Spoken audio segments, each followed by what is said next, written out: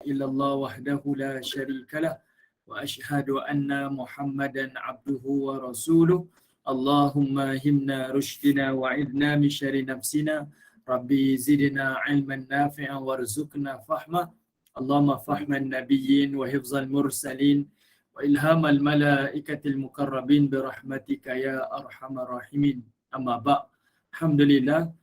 Pertamanya kita syukur pada Allah Subhanahu Wa Taala di atas kesempatan dan keizinan daripadanya.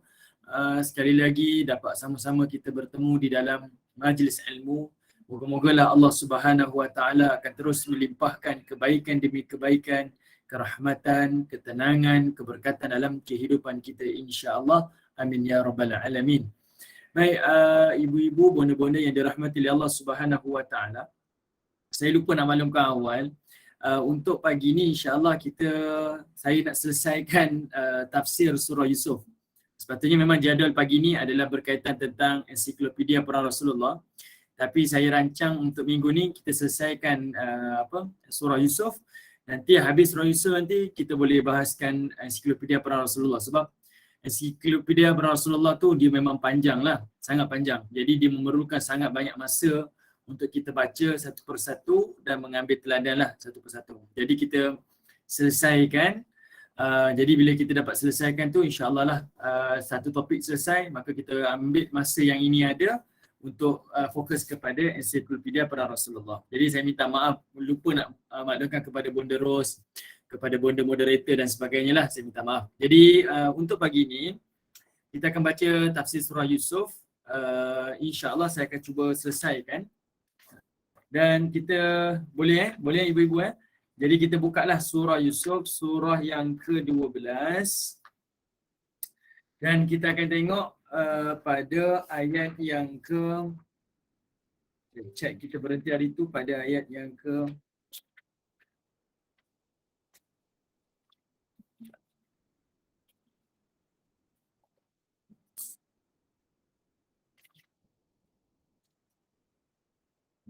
kita berhenti pada ayat yang ke-78.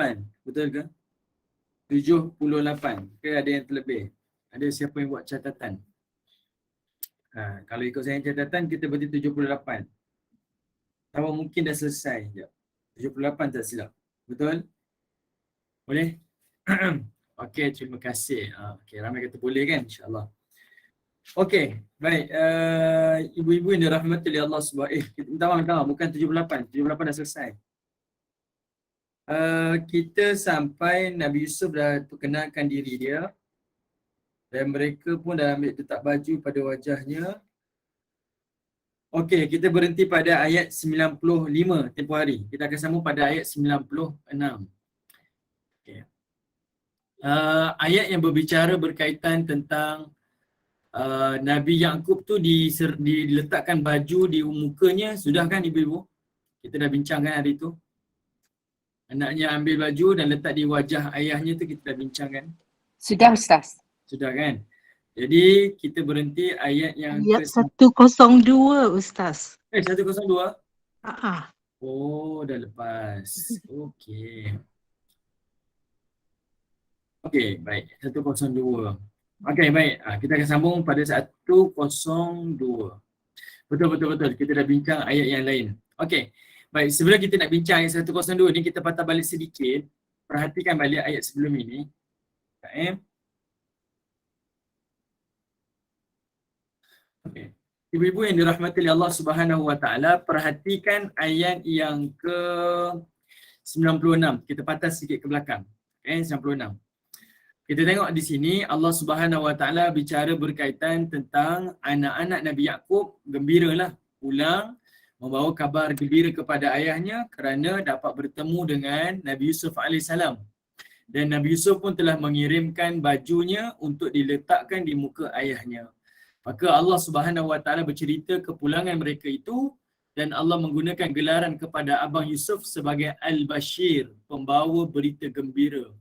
Kerana apa? Sebabnya Al-Bashir inilah anak yang sama yang pernah membawa baju yang berlumuran dengan darah. Yang dikatakan inilah baju Yusuf yang telah dimakan oleh serigala. Okey. Namanya adalah Yahuza. Namanya adalah Yahuza. Ini nama abang kepada Nabi Yusuf AS. Orang yang sama. Lalu bila dijumpa dengan ayahnya, lalu diletakkanlah baju itu di wajah ayahnya. Fartadda basirah. Maka kembalilah pandangan ayahnya semula seperti sedia kala. Sembuhlah. Ini adalah satu mukjizat. Kemudian kata Allah Ta'ala, Nabi Yaqub pun bercakap. Qala, kata Nabi Yaqub, alam akul lakum. Adakah tidak aku pernah berkata kepada kamu dahulu, inni a'lamu minallah. Sesungguhnya aku tahu daripada Allah. Ma la ta'lamun. Dan kamu semua tidak mengetahuinya. Artinya, Nabi Yaqub yakin hidupnya Nabi Yusuf AS adalah kerana mereka maklum. Nabi Yaqub maklum ini adalah wahyu daripada Allah Subhanahu Wa Taala. Macam mana Nabi Yaqub tahu wujudnya ataupun hidupnya Nabi Yusuf adalah kerana wahyu. Macam mana Nabi Yusuf tahu ayahnya buta sampai diserahkan baju tu bagi kepada abang dia, kerana itu adalah wahyu. Lalu bila peristiwa ni berlaku, qalu, maka berkatalah mereka semua, iaitu abang-abang Nabi Yusuf, termasuklah anak menantunya, termasuklah cucu-cucunya yang sebelum ini sangat biadab kepada ayahnya. Katanya apa? Ya abana, wahai ayahku, wahai ayah kami, astaghfir lana dhunubana, ampunkanlah dosa-dosa kami. Inna kunna khati'in, sesungguhnya kami ini adalah orang yang melakukan kesalahan. Qala, maka kata ayah Nabi Yusuf AS, Nabi Yaqub kata apa? Saufa astaghfiru lakum rabbi. Di sini Allah menggunakan kalimah saufa, iaitu merujuk kepada ini future tense. Aku akan memohon pengampunan kepada kamu kepada Tuhanku. Para ulama menyebut kenapa Nabi Yaqub ni menangguhkan pengampunan kepada anaknya. Di sini ada banyak huraian. Pertama, beza dengan Nabi Yusuf AS pada ayat sebelum ini, bila abang-abang dia kata, wahai Yusuf, maafkanlah kami ni. Nabi Yusuf kan pun kata apa? La yathribu, dia kata, tidak ada celaan, tidak ada makian kepada kamu semua pada hari ini. Semuanya kami ampunkan. Tapi Nabi Yaqub kata, aku tangguhkan. Pertama adalah kerana ujian yang Allah timpa kepada Nabi Yaqub ni adalah ujian yang berbentuk emosi. Dan emosi ni adalah ujian yang sangat berat. Berbanding dengan Nabi Yusuf, ujian yang dia tempuh itu adalah ujian fizikal, dicampakkan ke dalam perigi. Bezakan ibu-ibu, kesakitan pada tubuh dengan kesakitan pada hati, mana yang lebih tenang?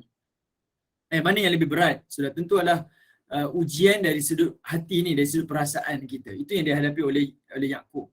Yang kedua pula, kalau kita bertelagah dengan orang, kawan-kawan, kenalan-kenalan, memang kita rasa marah. Tapi lebih berat lagi dan lebih marah lagi kalau kita ni bertelagah, bergaduh, bersengketa dengan ahli keluarga kita ataupun anak-anak kita sendiri. Ujian tu lebih berat. Jadi kita kena faham keadaan Nabi Yaqub ni, ujian yang ditimpakan kepadanya sangat berat.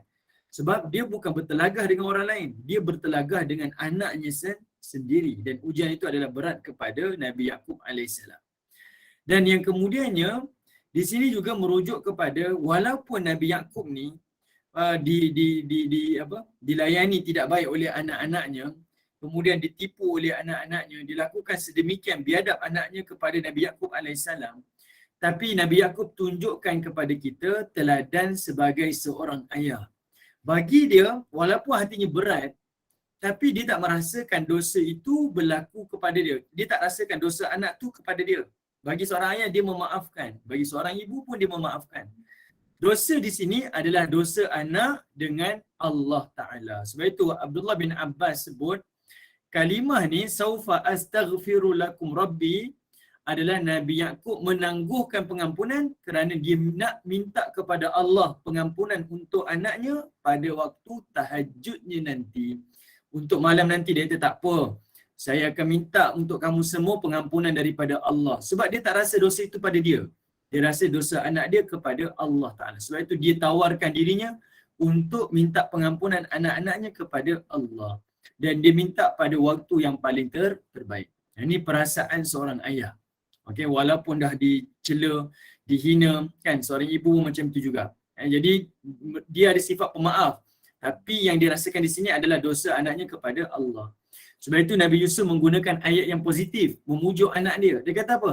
Innahu, sesungguhnya Allah itu huwal ghafurur rahim. Dialah Allah Tuhan yang pengampun dan Tuhan yang maha penyayang. Okey. Ini Nabi Yusuf, Nabi Yaqub pujuk anak-anak dia. Jangan risaulah, insya-Allah Allah tu mengampunkan dosa kamu. Baik, kemudian falamma dakhalu ala Yusuf awa ilaihi abwaih. Ni dah cerita Nabi Yaqub dan keluarganya, ternakan-ternakannya semua pindah masuk ke dalam Mesir. Semua dah pindah. Jumpa dengan Nabi Yusuf. Bila mereka jumpa dengan Yusuf, awa ilaihi abwaih. Awa ni di sini iaitu merujuk Nabi Yusuf ni dirangkul ibu dan bapanya. Kalimah abwaih artinya ibu dan bapa. Dirangkul, dipeluk. Ibu-ibu kena bayangkan, ini adalah klimaks dan ini adalah jejak kasih. Lama tak jumpa. Kita kerinduan kepada orang tua kita. Punya banyak musibah yang Nabi Yusuf dah hadapi. Dia pernah dicampak dalam perigi, dia pernah digoda, dia pernah dipenjara secara zalim, dia pernah mengalami ujian-ujian yang sangat berat. Bayangkan daripada anak kecil yang tak boleh meluahkan perasaan. Dia tak bercakap dengan ayah dan ibu, nak mengadu. Sekarang ni dia jumpa, seolah-olahnya dia dapat luahkan perasaan dia. Kita boleh bayangkan tekanan yang pernah dihadapi oleh Yusuf. Dia tanggung seorang-seorang. Sekarang ni ayahnya depan mata. Jadi dapat berjumpa tu, dia pun peluk ayah dia. Dia kata apa? Waqala, kata Nabi Yusuf AS, udkhulu Misr. Dia kata masuklah ke bumi Mesir ini. InsyaAllah aminin. Sesungguhnya kamu akan berada dalam keamanan dengan izin Allah. Nabi Yusuf ikat dengan kalimah insyaAllah. Walaupun kuasa di tangan Yusuf, walaupun Yusuf boleh buat apa sahaja, tapi Yusuf tetap meletakkan keselamatan dan jaminan perlindungan di bumi ini bukan di bawah tangannya, tetapi di bawah jaminan Allah Subhanahu wa taala. Ini mengajar kita, mengingatkan kepada kita, tidak ada sesuatu pun yang dapat melindungi kita melainkan Allah. Baik, kemudian ini sebab kita dah bincang dengan ibu, saya nak ulang ni supaya kita nampak dia punya flow dia. Baik, ayat 100 pula Allah Ta'ala sebut wa rafa'a abwayhi 'alal 'arash. Maka Yusuf ni tunjukkan akhlak dia, iaitu dia telah mengangkat kedua-dua ayahnya dan diletakkan di atas tahtanya. Wa kharru lahu sujada, dan ayahnya dan adik-beradiknya, abang-abangnya semua sujud kepada Yusuf alaihissalam. Okey. Ayahnya, ibunya dan juga adik-beradiknya semuanya sujud kepada Yusuf alaihissalam. Di sini ada adab Yusuf angkat ayahnya dan ibunya letak di atas tahta. Kita pun macam tu juga kalau beli rumah baru ke, kalau beli kereta baru ke, antara cara penghormatan kita ni sebahagianlah, iaitu kita pelawalah orang tua kita naik dahulu. Biarlah. Ni satu adab lah, bukanlah nak kata kena buat, tak semestinya. Ni satu adab. Kadang-kadang ada anak-anak juga yang tak berapa ni, dia kata mak ayah ni bukan tahu pun ni kereta canggih ni. Dia seolah-olah macam tu. Tapi Yusuf tunjukkan kepada kita, dia sendiri yang angkat ibu ayahnya letak di atas tahta. Kalau kita tak, bukan beli kereta baru, maksudnya kalau mak ayah kita tumpang kita, kitalah yang tolong buka pintunya, kitalah yang tolong raikannya. Ini adab seorang Rasul kepada ibu dan ayahnya. Ini pengajaran kepada kita semua. Lalu Nabi Yusuf pun bercerita pada ayah dia. Waqala. Okay, yang ini ibu-ibu tengok Nabi Yusuf ni dia cerita pada ayah dia dengan perasaan dia. Dah lama tak dapat luahkan perasaan, sekarang dia luahkan perasaan dia. Dia kata apa? Waqala ya abati. Ibu-ibu perhatikan. Nabi Yusuf menggunakan kalimah ya abati, wahai ayahku. Kenapa dia tak sebut kalimah ya abi? Dia gunakan kalimah ya abati. Dalam bahasa Arab ada beberapa kalimah panggilan kepada ayah dan semuanya panggilan tu berbeza-beza. Kalau ibu-ibu ingat, kalimah ya abati ni adalah kalimah yang sama yang Allah rakamkan Yusuf bercakap kepada Nabi Yaqub masa dia kecil dulu. Masa dia kecil dulu. Iaitu dia kata apa? Ya abati inni ja'ilun Nabi Yusuf kata pada ayah dia,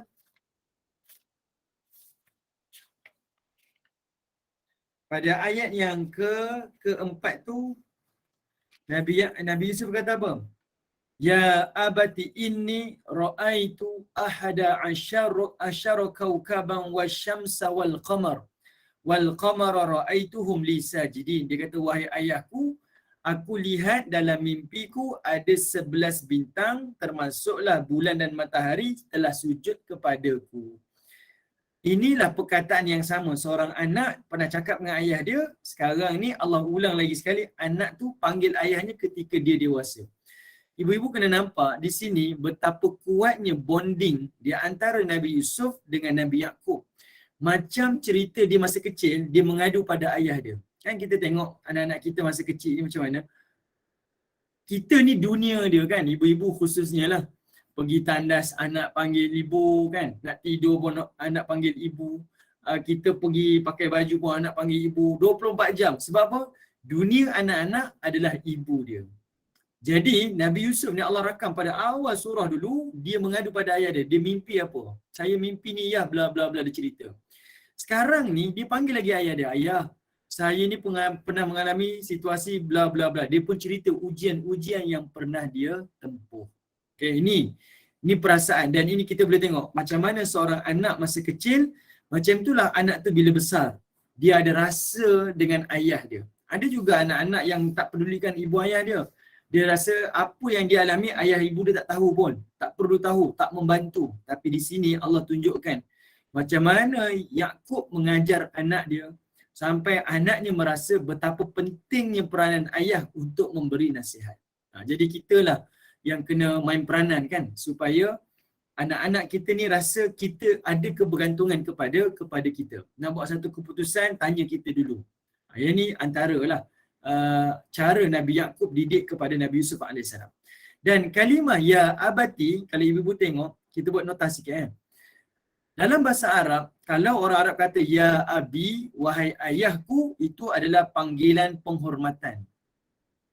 Tapi kalau dia panggil ya abuya, kan ada orang panggil abuya kan, buya, buya Hamka, abuya. Abuya ini adalah panggilan kepada seorang ayah tetapi dengan perasaan kasih sayang. Okay, kalau abi itu ataupun abun, itu panggilan penghormatan. Tapi kalau panggil abuya, itu panggilan kasih sayang. Macam anak lah. Ya ibni, wahai anak lelakiku, itu panggilan. Tapi kalau disebut ya bunayya, seperti mana Luqman panggil. Dalam bahasa kita, wahai anak yang ku sayang, intan payung, kan? Payung emas, bukan, payung emas bukan. Okay. Intan payung, apa lagi? Intan permata lah, apalah, macam tu lah. Itu panggilan dia. Jadi, buya ataupun abuya, itu panggilan kasih sayang pada ayah. Tapi kalau kalimah abati, ya abati, wahai ayahku. Abati ni adalah gabungan di antara abi dan abuya. Iaitu adanya panggilan penghormatan dan adanya panggilan kasih sayang. Bayangkan anak ni dah dewasa, anak ni dah jadi pemerintah besar, berkuasa. Tetapi memanggil ayahnya dengan gelaran yang mana dia pernah panggil masa dia kecil dulu kepada ayah dia. Maksudnya perasaan kasihnya tak pernah berubah. Okay? Cinta dia kepada ayah dia. Yang ni Allah Ta'ala nak highlightkan hubungan jiwa di antara Yusuf dengan Yaqub. Lalu kata ayah dia, kata Nabi Yusuf, hadza ta'wilu ru'yaya, dia kata, inilah takwil mimpiku dulu, min qabl, masa saya kecil dulu. Qad ja'alaha rabbi haqqan, yang mana Allah telah jadikan mimpi itu adalah benar. Kemudian kata Yusuf lagi, wa qad ahsana bi id akhrajani minas sijin. Dia kata ahsana bi, Allah ni memang baik dengan aku.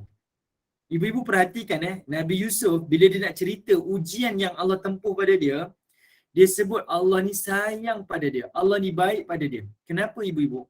Sebabnya inilah perkataan yang Yaqub pernah cerita pada anak dia.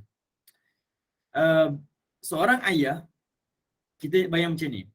Kita sebagai seorang anak, bila kita membesar, nasihat-nasihat ibu dan ayah kita ni, dia akan melekat dalam fikiran, betul? Dia akan melekat. Dulu ayah pesan macam ni. Dulu ibu pesan macam ni. Dulu ayah selalu cakap macam ni. Ibu selalu cakap macam ni. Inilah yang Allah nak tunjukkan, yang mana Yusuf ni, dia terkesan dengan perkataan-perkataan daripada Nabi Yaqub daripada kecil, iaitu Allah ni sayang, Allah ni baik, apa yang berlaku pun Allah baik, Allah ni sayang. Okey. Jadi bila dia besar, dia dah masuk penjara, keluar penjara, kena musibah, sampai dia punya maruah dipijak-pijak kan oleh Zulaika, sampai dipenjarakan tu, dia tetap kata apa? Ahsanabi, Tuhan ni sayang kepada aku. Sebab apa? Inilah yang pernah disebutkan oleh Nabi Yaqub alaihissalam. Sebab itu perkataan kita ni sangat berhati-hati di hadapan anak-anak. Okay, janganlah sebut perkataan yang tak senonoh, perkataan-perkataan yang celupa, perkataan-perkataan yang mencarut. Sebab perkataan itu dia sangat memberi kesan kepada fikiran anak-anak. Kita sendiri pun bila kita dah dewasa, ibu-ibu yang dirahmati oleh Allah, perkataan ibu dan ayah kita daripada kecil itu melekat tak dalam fikiran kita? Melekat. Banyak benda yang kita ingat apa yang ayah dan ibu kita sebut. Jadi itu yang disebutkan oleh Yusuf. Allah ni sayang kepada aku. Lalu dia kata apa? Akhrajani minas sijin. Pertama, Allah lah yang keluarkan aku dari penjara. Wa ja'a bikum minal badwi min ba'd. Kemudian dia kata Allah jugalah yang keluarkan aku dan yang datangkan aku daripada padang pasir, iaitu daripada Palestin menuju ke Mesir. Cuba ibu-ibu perhatikan. Kenapa Yusuf ni dia cerita tentang dia keluar penjara? Kenapa dia tak kata, ayah tahu tak, dulu saya ni yang kena buang dalam perigi oleh abang-abang. Kenapa dia tak kata? Sebab Allah nak tunjuk Yusuf ni dia tak ada langsung perasaan hasad dan marah kepada abang dia. Masa dia bercakap dengan ayah dia dalam dialog ni, abang-abang dia ada tak? Ada. Kan dia berlaku dalam situasi yang sama ni. Lepas ayahnya, ibunya, adik-beradiknya sujud kepada Yusuf, maka waktu tu dia bercakap dengan ayah dia. Kan? Tuhan ni buat baik dengan saya, keluar daripada penjara. Jadi dia tak cakap pun, abanglah yang masukkan saya dalam perigi, buang saya. Tak ada. Dia hanya sebut benda yang tak ada kaitan dengan abang dia. Dulu saya dah keluar daripada penjara. Dia sebut perkataan yang sangat baik, iaitu dia tak mengaibkan orang lain dan tak menyalahkan kepada orang lain. Bahkan dia lihat setiap ujian yang dia tempuh, semua ujian itu adalah kebaikan yang Allah berikan kepada dia. Baik, saya lupa nak beritahu ibu-ibu. Bila Allah kata Yusuf mimpi ada 11 bintang, 11 bintang itu merujuk kepada 11 adik-beradik Yusuf. Manakala bulan dan matahari itu adalah merujuk kepada ayah dan ibu Nabi Yusuf alaihissalam. Kan, wasyamsa wal qamar. Dan bulan dan juga matahari itu sujud kepadaku, kan Yusuf kata kan. Bulan dan matahari itu merujuk kepada Nabi Yaqub dan juga ibu Nabi Yusuf alaihissalam. Mereka lah yang sujud kepada Nabi Yusuf alaihissalam. Okey, kemudian Yusuf kata apa lagi? An-nazagha syaitanu baini wa baina ikhwati. Yusuf kata apa? Dan syaitanlah yang telah melaga-lagakan antara aku dan juga saudara-saudaraku. Dia gunakan kalimah baini, dia kata. Syaitanlah yang telah melaga-lagakan aku dengan saudaraku. Dia tak kata syaitan ni dah rasuk abang-abang ni, buang saya dalam perigi. Dia tak kata macam tu ibu-ibu. Tapi dia kata apa? Syaitanlah yang merosakkan hubungannya dengan abangnya. Dia letakkan perkataan yang tidak menyalahkan sesiapa. Punyalah pemaaf Nabi Yusuf ni, punyalah baik hatinya sampai dia tidak ada rasa dendam langsung dengan perbuatan-perbuatan abang dia. Kemudian Yusuf berkata apa? Inna Rabbi, sesungguhnya Tuhan aku itu latiful lima yasha. Tuhan yang maha halus. Halus dekat ni ibu-ibu kena perhatikan, iaitu dia merasakan Allah itu berada di mana-mana dalam setiap situasinya. Sebab itu Allah ni dikenali sebagai latif. Allah ni halus. Halus macam mana ibu-ibu? Iaitu kita ni sampai tak rasa apa yang kita lalui ini ada campur tangan daripada Allah. Kadang-kadang kita rasa kejayaan yang saya perolehi ini adalah kerana usaha saya. Anak-anak yang berjaya ini sebab sayalah yang didik. Kita tak letakkan apa yang kita perolehi, nikmat yang kita ada ni adalah campur tangan daripada Allah. Adanya latif, campur tangan daripada Allah. Okey? Dan Allah kata apa? Nabi Yusuf menyebutkan innahu huwal alimul hakim. Sesungguhnya Allah itu Tuhan yang mengetahui dan Tuhan yang bijaksana. Kalau ibu-ibu perhatikan, ayat yang 100 ini, pada kalimah Al-Alimul Hakim, inilah perkataan yang Nabi Yaqub sebut. Ibu-ibu boleh buka pada ayat yang ke...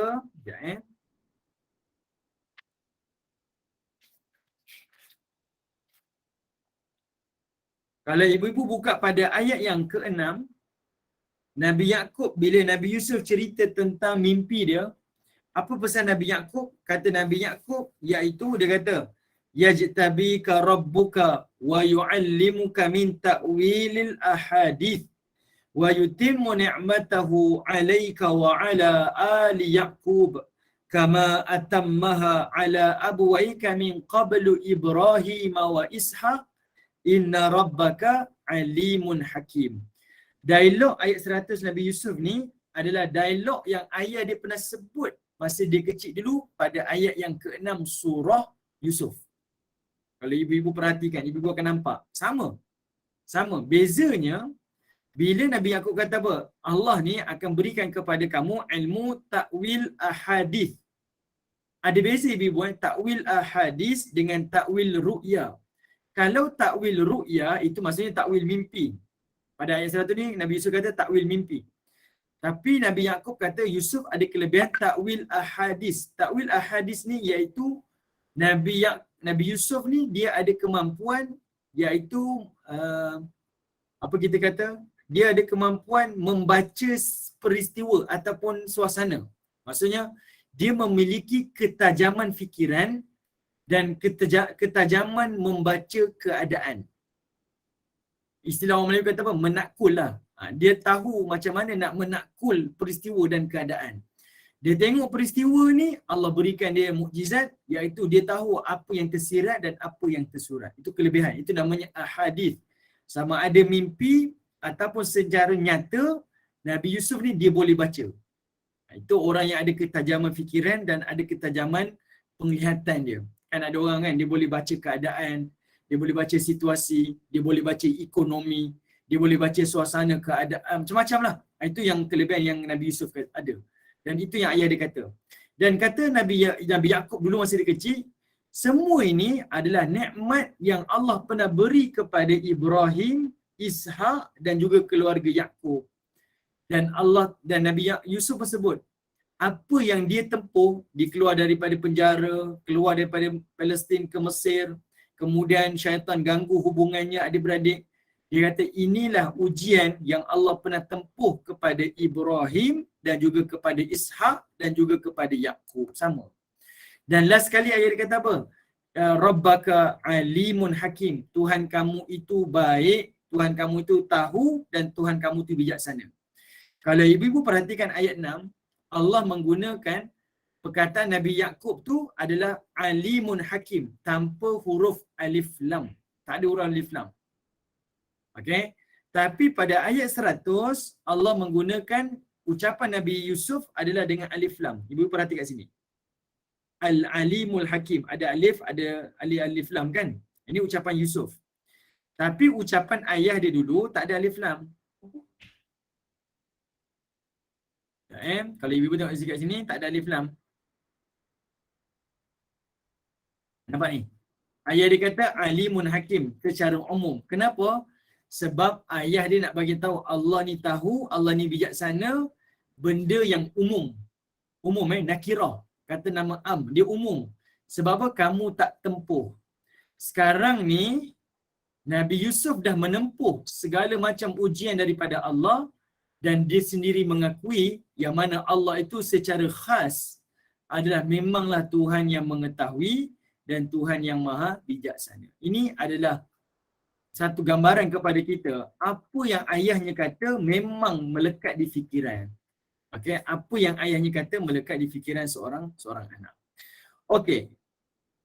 Yang ini pun kita dah bincang ibu-ibu dan rahmatullahi Allah. Iaitu Allah Ta'ala menyebutkan doa Nabi Yusuf AS. Okey. Dia diberikan kerajaan dan dia juga diberikan ilmu. Dua-dua ni adalah kemuncak dalam kehidupan. Ada ilmu dan ada kuasa, ada kerajaan. Tapi kata Yusuf AS, kerajaan yang dia miliki dan ilmu yang dia miliki tak menjadi pelindung kepada dia. Yang melindungi dia siapa? Anta waliyi, engkaulah pelindungku. Okey, jangan kita lihat hartalah yang melindungi kita, jangan kita lihat kuasalah yang melindungi kita. Satu pun tidak memberi apa-apa jaminan. Okey, yang memberi jaminan perlindungan kepada kita dunia akhirat adalah Allah. Sebab itu Yusuf sendiri kata, Yusuf ni berada di kemuncak kehidupan dia. Kita ni Allah baru beri kereta nikmat sikit, baru bagi nikmat anak berjaya sikit, kita kadang-kadang dah sampai lupakan Allah Ta'ala. Jadi Allah ajar melalui kisah Yusuf.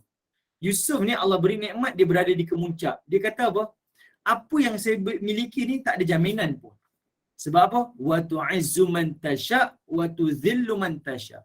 Allah muliakan siapa yang dia nak dan Allah hina siapa yang dia nak. Okay? Dan sebab itu kata Yusuf, Allah lah pelindung kepadanya dunia akhirat. Dan Yusuf kata, tawaffani musliman. Dan ya Allah, wafatkan aku sebagai orang Muslim dan kumpulkan aku dengan orang saleh. Saya dah sebut dah. Inilah rupanya objektif kehidupan Yusuf. Dia nak meninggal dalam keadaan sebagai Muslim. Orang yang tak menyakiti orang lain dengan tangan dan lidahnya. Kan bila ada seorang sahabat tanya pada Nabi, Abu Ayyub Al-Ansari tanya pada Nabi, ya Rasulullah, mal muslim kan? Apakah itu orang Muslim? Kata Nabi SAW, man salimal, kan? Adalah orang yang selamat daripada menyakiti saudaranya orang lain ini, min lisani wa yadihi, daripada tangannya dan juga di lidahnya. Yang inilah yang orang putih kata apa? Begin with an in mind, kan? Iaitu Nabi Yusuf ni dia nampak matlamat saya nak mati keadaan sekian. Maka secara automatik dia memberi kesan kepada cara hidup dia. Dalam bahasa mudah macam ni. Bila kita merancang cara mati kita, secara tak langsung kita merancang cara kehidupan kita. Saya nak meninggal pada hari malam Jumaat ketika saya solat, beribadah, bla bla bla. Kita dah nampak dah. Jadi kita nak meninggal macam tu, bila tibanya malam Jumaat, kita pun beribadah sekian-sekian. Betul tak? Sebab apa? Kalau takdirnya meninggalnya saya dalam keadaan seperti ini. Saya nak meninggal dalam keadaan saya tak berhutang. Jadi kehidupan kita macam mana? Kita tak berhutang orang. Ada hutang, kita selesaikan segera.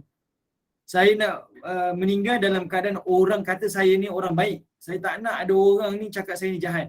Automatik dia hidup dalam keadaan dia akan jaga akhlak dia. Dia akan jaga tutur kata dia. Yang ini Allah ajar kita.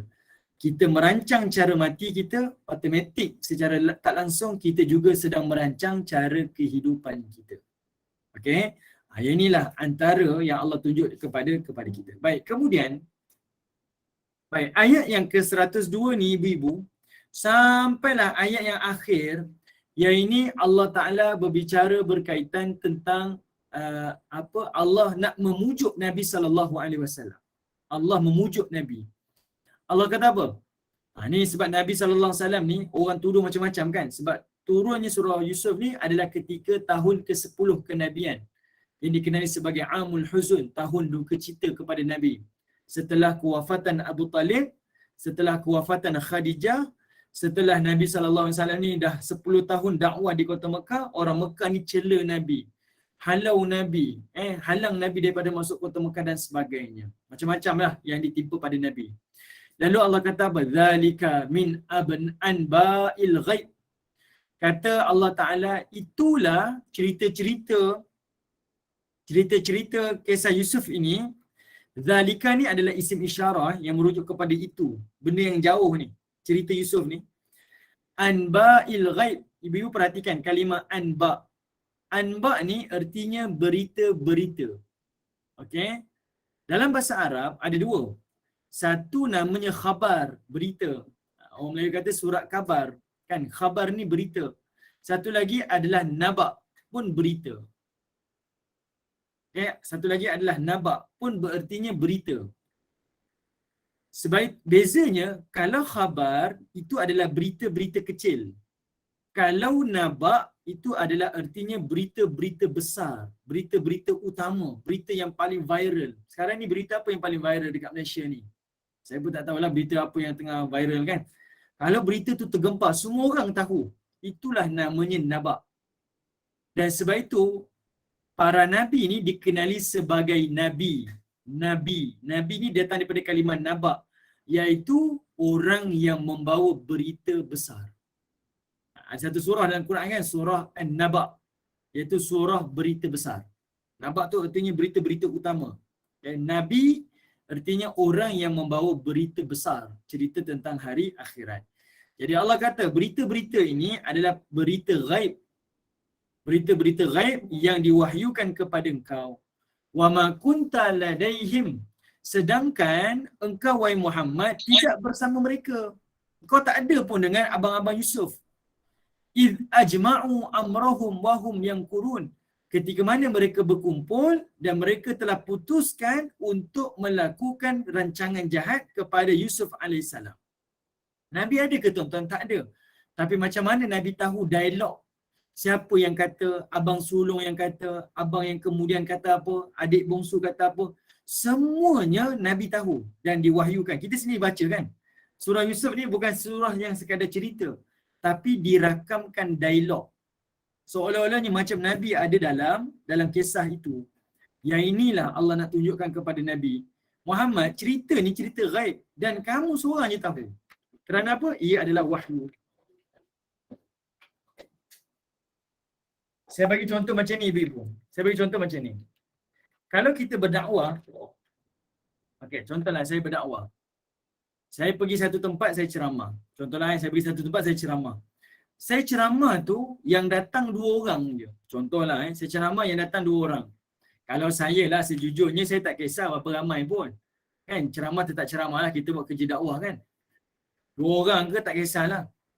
Tapi yang marah, yang hentam kita ramai. Sedikit sebanyak dia akan memberi kesan kepada emosi kita, psikologi kita. Tapi ibu-ibu bayangkan, kita ceramai 2 orang yang datang, yang lain semua marah kita. Tapi dalam masa yang sama ada live daripada kamera. Kita tengok audiens daripada kamera tu, live tu yang menonton adalah 1K, 1000 orang. Apa perasaan kita? Kita akan rasa macam, walaupun depan mata ni hanya 2 orang, tapi yang melihat secara ghaib ni lebih ramai lagi. Kita rasa apa? Kita ada satu semangat yang mana sebenarnya kita tak bersendirian. Ramai lagi orang yang nak ambil faedah daripada kita. Sebab itu Allah pujuk pada Nabi SAW. Yang mana kamu ni walaupun ditolak oleh Quraisy, orang Quraisy kata kamu macam-macam, tapi kamu tengok wahai Muhammad, banyak berita ghaib yang orang tak tahu, kamu tahu dan aku beri khusus pada kamu. Dan inilah namanya wahyu. Sebab itu tak ada orang daripada Bani Israel, khususnya orang Yahudi, yang menyangkal cerita Nabi tentang Yusuf AS. Tak ada. Tak ada. Satu dialog pun tak ada. Satu perkataan pun tak ada. Bahkan mereka sendiri dengar dan pernah bertanya pada Nabi SAW, macam mana orang Bani Israel masuk ke kota Mesir. Ditanya pada Nabi. Dan Nabi sebut ayat yang kita baca tadi itu. Iaitu ayahnya datang masuk ke Mesir. Lalu Nabi Yusuf kata apa pada ayah dia? Dia kata, udkhulu Misr insya'allahu aminin. Masuklah ayah, ibu, adik-beradik ke dalam bumi Mesir ni. Kamu ni dengan izin Allah akan berada dalam keamanan. Itu yang Nabi cerita pada orang-orang Bani Israel. Orang Bani Israel tak menyangkal. Sampai hari ni tak ada orang pun yang menafikan, cerita Yusuf ni cerita di tokok tampah. Tak ada. Semuanya mengakui dia adalah cerita benar kerana wahyu. Kemudian Allah kata apa lagi? Wa ma aktsarun nas, dan kebanyakannya manusia itu walau harasta bimu'minin. Mereka itu kebanyakan manusia itu tidak beriman, sedangkan kau wahai Muhammad nak mereka beriman.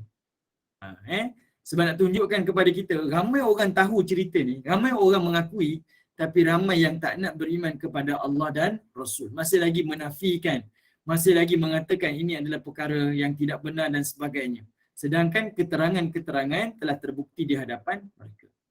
Baik, kemudian Allah kata apa lagi? Wa ma tas'aluhum alaihi min ajr. Padahal engkau wahai Muhammad tidak pernah meminta kepada mereka upah. In huwa illa, melainkan Al-Quran itu adalah sebagai peringatan kepada seluruh alam. Ibu-ibu perhatikan dekat sini. Kenapa Allah cerita tentang upah? Tiba-tiba je Allah kata, padahal engkau wahai Muhammad tak pernah minta kepada mereka upah. Okay? Tak pernah minta kepada mereka upah.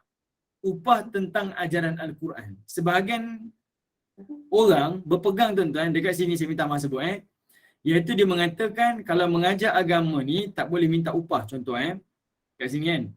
Mengajar agama ni tak boleh minta upah. Sebab apa? Antaranya hujahnya dekat sini.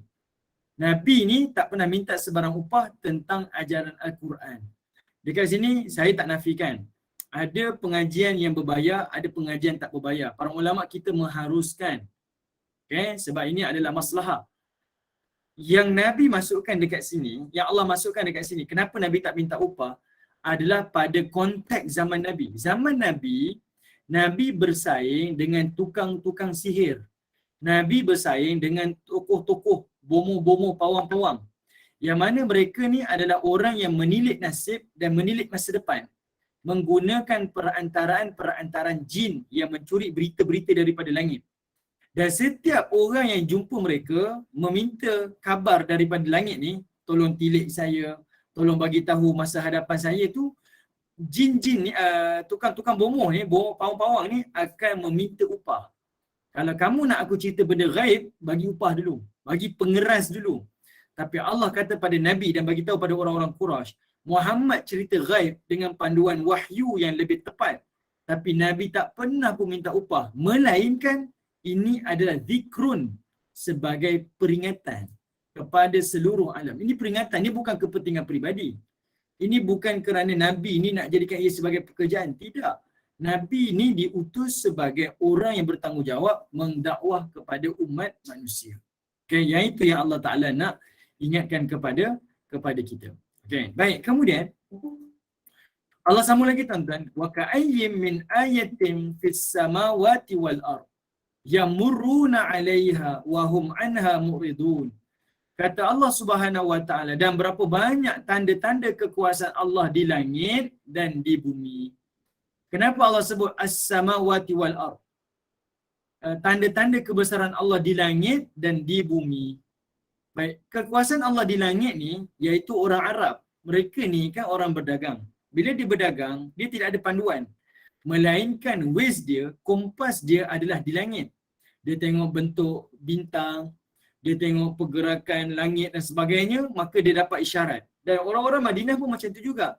Dengan melihat bulan, dia tahu bila waktu kita perlu menuai, waktu bila kita nak harvest, waktu bila kita nak bercucuk tanam, itu isyarat dia. Jadi Allah tunjukkan, tanda-tanda kebesaran kami ni ada di langit.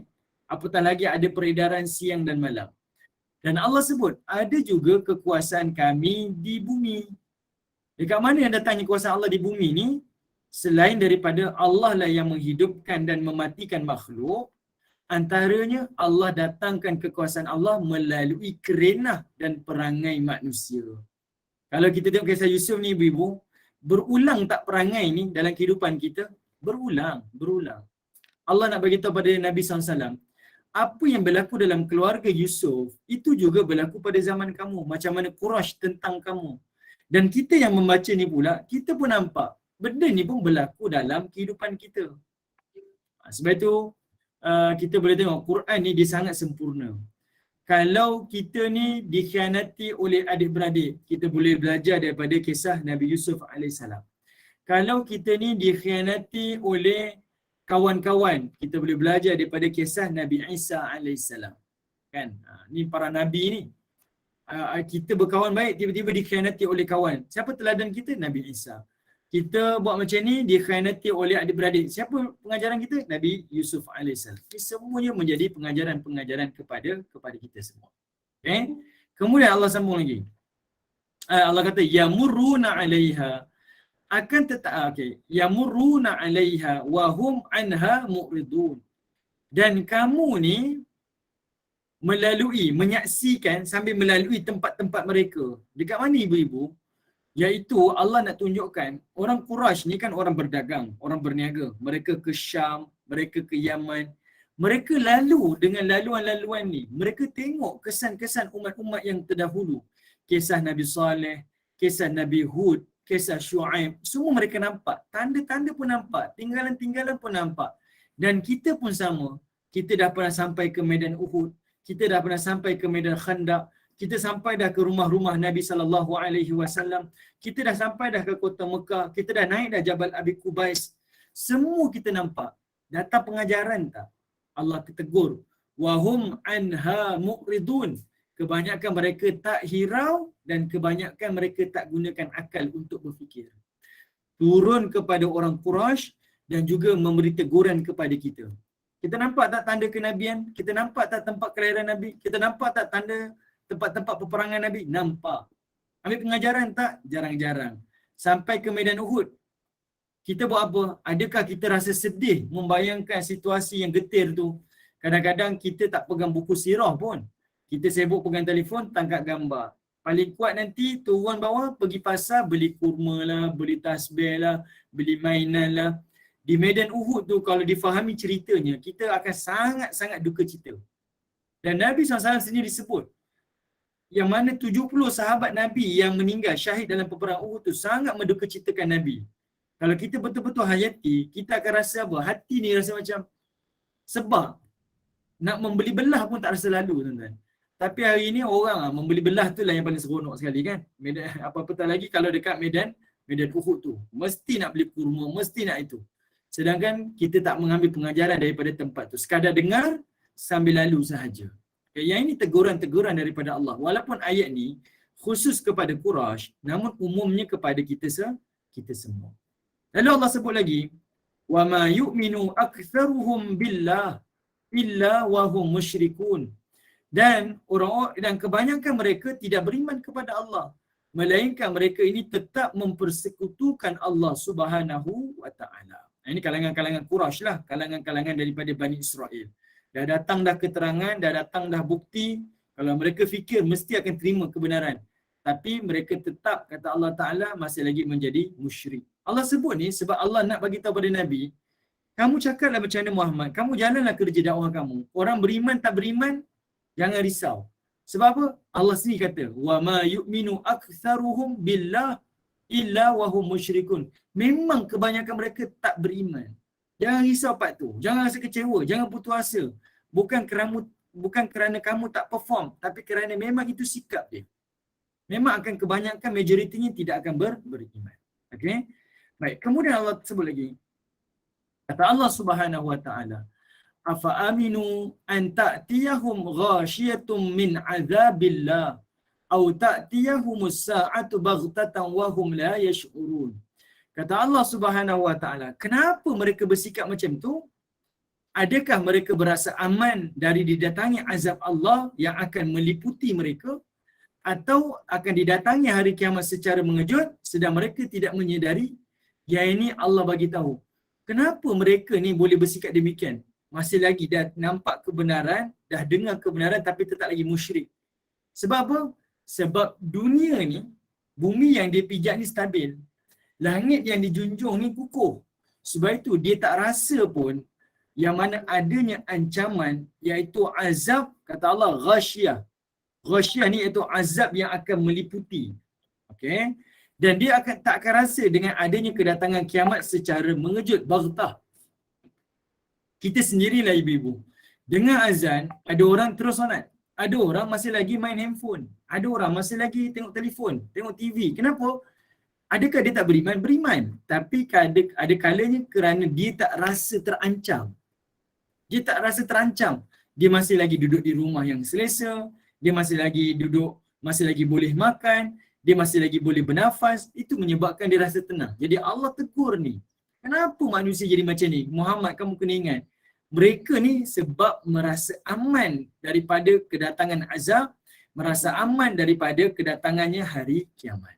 Kerana apa? Situasi keadaan yang menyebabkan mereka rasa selesa. Zon selesa tu menjadikan benda itu adalah musibah kepada manusia. Jadi ini peringatan. Allah tegur Quraisy, orang tegur Bani Israel. Dan sebenarnya kita pun rasa, benda ni sepatutnya menjadi satu perkara yang kita perlu berikan perhatian lebih. Okey, walaupun kita duduk dalam kenikmatan dan keselesaan, perintah Allah tetap adalah perintah yang mesti kita dahulukan lebih daripada segala urusan-urusan yang lain. Kemudian Allah kata pada Nabi, "Qul, katakanlah wahai Muhammad, hadhihi sabili ad'u ila Allah Kata Allah Subhanahu Wa Taala, cakaplah wahai Muhammad, ini jalanku yang menyeru berdakwah kepada Allah Taala. Okey, ibu-ibu yang dirahmati Allah, benda ni penting. Yang ini adalah untuk memberi keyakinan kepada Nabi. Untuk bagi Nabi sallallahu alaihi wasallam, okey, untuk bagi tahu kepada Nabi sallallahu alaihi wasallam, kamu ni kena yakin wahai Muhammad, walaupun kamu ditolak oleh Quraisy, walaupun kamu akan ditolak oleh Bani Saqif kan tahun ke-10 kan, orang Taif ni, Allah nak Nabi ni yakin dengan dakwah yang Nabi buat. Yakin dengan perjuangan Nabi. Ibu-ibu pernah tak? Saya ambil contoh mudah lah. Ada orang dia nak kurus. Ni cerita yang bukan agama ni Ni urusan-urusan dunia kita. Ada orang nak kurus, tapi orang yang berada di sekitarnya dia kata apa? Kalau badan macam ni 100 kilo lebih, takkan kurus punya. Apa kita akan rasa? Kita akan rasa macam aduh. Betul tak? Kita akan rasa terduduk. Kita akan rasa macam down. Semua orang kata benda yang sama. Kita pun share lah, saya nak kurus ni, saya usaha ni. Kadang-kadang kita tak share. Kita bersenam je. Tapi sebabkan badan kita gempal, kita bersenam, orang gelakkan kita. Orang kata, kau nak kurus ke? Tak payahlah, tak payahlah. Memang macam ni badan.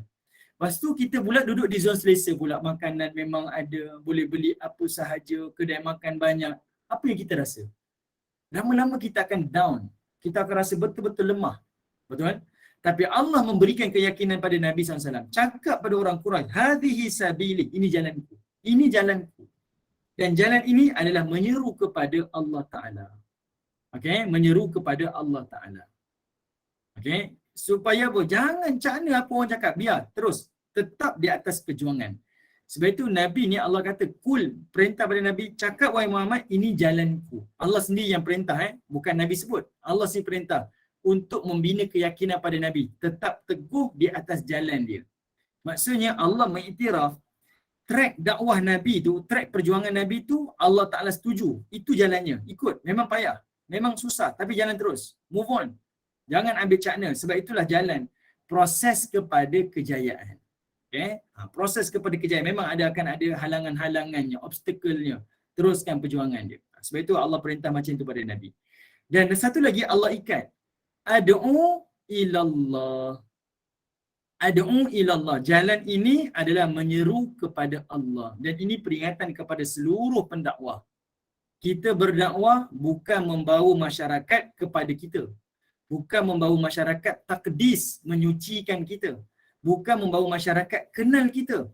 Tapi ingat, kita membawa masyarakat kenal kepada Allah. Kalau anda katanya ibu-ibu, apa yang saya sampaikan ini, apa yang saya kongsikan ini, membawa ibu kenal saya, ibu sokong saya, tinggalkan saya. Sebab sebagai seorang pendakwah, apa yang saya ajar, apa yang saya sebutkan ini adalah membawa kita kenal Allah, membesarkan Allah. Bukan kenal saya, membesarkan saya. Bukan mencintai saya, tetapi mencintai Allah dan juga Rasul. Ini adalah ajaran agama. Dan ini pesanan Allah kepada Nabi, dan inilah juga pesanan Allah secara umum kepada setiap pendakwah. Pendakwah ni bukan sekadar ustaz, tapi kepada seluruh manusia, termasuk ibu bapa. Ibu bapa ni adalah orang awal yang akan dakwah kepada anak-anak dia. Tapi kebanyakan kita akan cakap pada anak bapa, nanti dah besar, jangan lupa ibu, jangan lupa ayah. Betul? Jangan lupa ibu, jangan lupa ayah. Kita selalu pesan macam tu.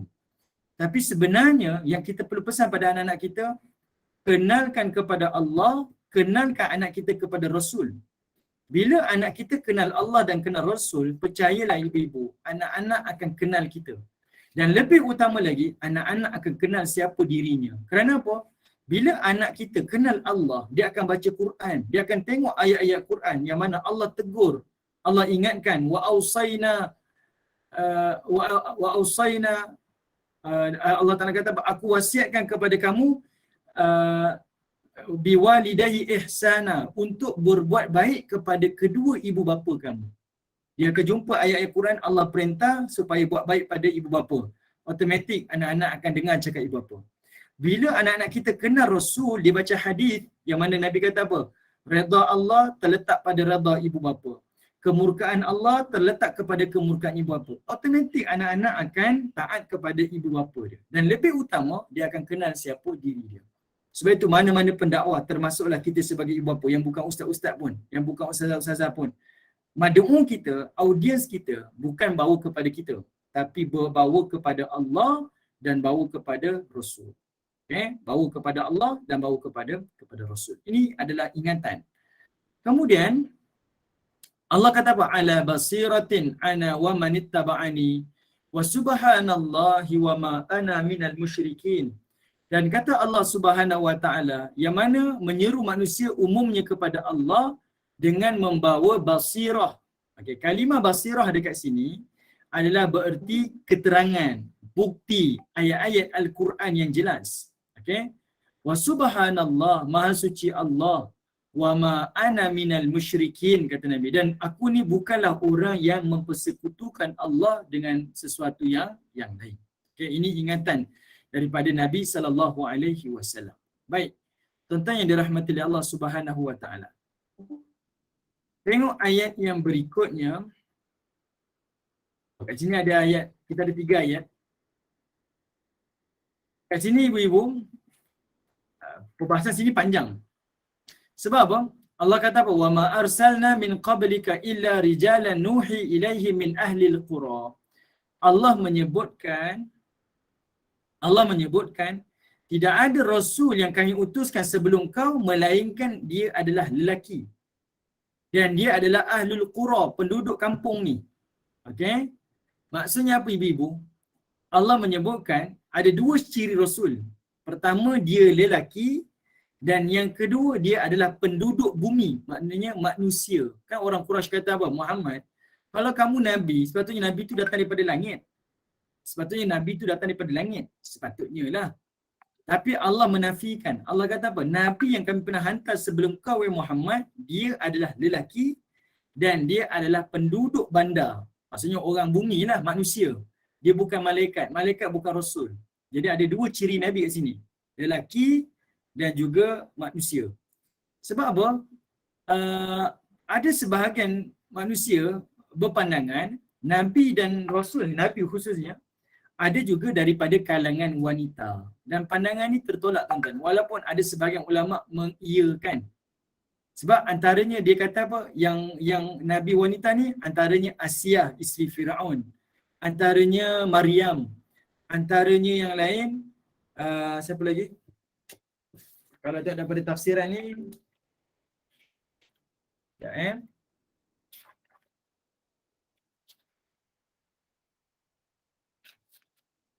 dia ada 4 orang yang dikatakan sebagai Nabi. Okey, dalam kalangan kaum wanita ni ada 4 orang. Iaitu katanya Maryam, antaranya Asia, adanya, okey, ibu Nabi Musa, dan yang keempat adalah Siti Hawa. Ini ada 4 Nabi. Sebab apa? Ayat-ayat yang Allah sebut tentang 4 wanita ni, Allah selalu gunakan kalimah wa auha, dan kami wahyukan kepada Maryam, dan kami wahyukan kepada ibu Nabi Musa. Allah gunakan kalimah wahyu. Ini perbincangan panjang lah. Nanti ada rezeki nanti kita boleh bincang ibu-ibu. Okey, saya rasa sangat panjang untuk 3 ayat berikutnya. Ini ayat akhir ni panjang.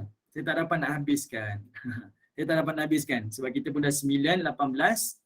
Sangat panjang ayat-ayat akhir ni untuk kita ulas. Nanti takut dia sekadar umum sahaja pun tak seronok juga kan. Jadi kalau ada kesempatan rezeki akan datang, saya akan sentuh sedikitlah untuk 3 ayat yang terakhir di dalam surah Yusuf. Baik, ibu-ibu yang dirahmati oleh Allah Subhanahu wa taala. Ada apa-apa soalan ke sebelum kita berakhir? Ada kelas lain ya? Ustaz, ada yang nak ajukan soalan pada Ustaz. Kalau tak ada, kita tutup kuliah lah. Sebenarnya tak ada kuliah petang nanti berada. Ada soalan ke? Semua senyap tu Ustaz. Okey. Ustaz, Ada. saya nak tanya sikit Ustaz. Nabi Yaakob tu kan dia jadi buta kan sebab mengingatkan Nabi Yusuf kan Ustaz? Ya, betul. Okey. Tapi kata wahyu diberikan oleh Allah yang mengabarkan bahawa Nabi Yusuf tu selamat ke macam mana tu Ustaz? Okey, Macam mana baik. dia boleh jadi buta tu pula? Okey. Baik. Buta tu adalah kerana kesedihan. Kalau ibu-ibu perhatikan, Yang bila Nabi Yaqub kata apa, a'lamu minallah wa ma la ta'lamun tu, iaitu aku tahu daripada Allah tu adalah di penghujung-hujung sebelum dia jumpa dengan Nabi Yusuf AS. Khususnya masa dialog, abang yang sulung tu tak balik ke Mesir. Setelah Bunyamin tu ditangkap menjadi hamba kan, ditangkap soalannya sebagai pencuri tu. Lepas itu baru Nabi Yaqub kata apa? Kamu pergi cari abang kamu, cari adik kamu dan cari Yusuf. Kan anak dia marah. Kenapa nak cari Yusuf? Ayah ni dah tak serik dah cerita Yusuf ni sampai dah sakit-sakit ni. Ayah dia kata, aku tahu daripada Allah yang kamu tak tahu. Mungkin waktu itu baru adanya wahyu memaklumkan Yusuf masih lagi selamat. Okey? Cuma perlu diusahakan cari Nabi Yusuf AS. Buta tu masa sebelum tu lagi, masa Yusuf kecil lagi. Setelah Nabi Yusuf ni tak balik, dikatakan telah dimakan oleh serigala, yang itu telah menyebabkan Nabi Yaqub buta kerana kesedihan yang melampau. Okay, itu cerita awal dulu. Okay, cerita awal. Yang wahyu tu adalah cerita masa dah dewasa dah. Oh, jadi perkabaran tu lambat lah ya Ustaz? Lambat. Okey, faham. Terima kasih Ustaz. Sama-sama. Okey, ada lagi soalan yang nak diajukan, silakan. Okey, kalau tidak ada, kita terus tutup kuliah kita pada hari ini lah. Boleh. Jadi alhamdulillah, amin ya rabbal alamin, jazakallahu khairan kasiran pada Al-Fadil Ustaz Muhammad Aizuddin Kamaruzzaman yang bersama kita pada pagi ini, iaitu tentang kisah Nabi Yusuf. Jadi lanjutan daripada kuliah-kuliah yang lalu, jadi kita akan sambung lanjutannya, ada beberapa ayat lagi dalam kuliah-kuliah akan datang sekiranya diizinkan Allah, insya-Allah. Jadi daripada apa yang kita dengar tadi, kisah yang panjang lebar, jadi Nabi Yusuf pun diuji. Jadi ujian ni perkara biasa dalam kehidupan kita juga sebagai manusia. Dan apa yang kita dapat itu tadi, Nabi Yusuf ni redha dengan apa yang terjadi dan Nabi Yusuf tidak sombong, orang yang pemaaf dan tidak pendendam. Jadi mudah-mudahan banyak ibrah, banyak pengajaran yang kita dapat, perkongsian daripada ilmu tentang sirah Nabi Yusuf dan daripada surah Yusuf sebentar tadi. Jadi terima kasih kepada tim pengurusan Gemah Nur Iman, terima kasih kepada para jemaah yang ada yang berada daripada pagi tadi terus sampai kuliah Ustaz, dan terima kasih pada semua. Mudah-mudahan Allah tingkatkan dan kayakan kita dengan iman dan takwa, diberi kelancaran dan terang hati kita dengan keberkatan Al-Quran dan beri taufik juga, dan kita sentiasa dalam lindungan dan rahmat Allah Subhanahu wa taala. Dan seterusnya diumumkan kuliah-kuliah pada hari ini pada pukul 2 bersama dengan Ustazah Helen untuk Muslimah kelas Tahsin, 5.15 bersama dengan Ustaz Iliyin Aminin Tahsin, 8 malam bersama dengan Ustaz Abdullah Umar juga kelas Tahsin, pukul 9 Muslimah bersama dengan Ustazah Humairah kelas Talaki, dan 9.15 bersama dengan Meja Al-Fadil Muhammad Naim, iaitu pengajian berkitab Syama'il Muhammadiyah. Jadi teruskan imarahkan kuliah-kuliah anjuran Gemah Nur Iman. Dan sebagai penutup kuliah kali ini, sekali lagi dipersilakan Al-Fadil Ustaz untuk memimpin bacaan tasbih kafarah, dan mungkin ada doa penutup ringkas sebelum kita akhir kuliah, dan seterusnya menutup dengan kuliah Al-Asr. Silakan. Bismillahirrahmanirrahim. Subhanallah wa bihamdi, subhanakallah wa bihamdika, asyhadu an la ilaha illa anta wa astaghfiruka wa atubu ilaik. Subhana rabbika rabbil izzati amma yasifun, wassalamun alal mursalin, walhamdulillahi rabbil alamin. Wal 'asr innal insana lafi khusr illa alladhina amanu wa 'amilus salihat wa tawassaw bil haqq wa tawassaw bis sabr. Walhamdulillahi rabbil alamin. Assalamualaikum warahmatullahi wabarakatuh. Waalaikumsalam warahmatullahi wabarakatuh. Terima kasih. Terima kasih semua. Terima kasih atas ilmunya.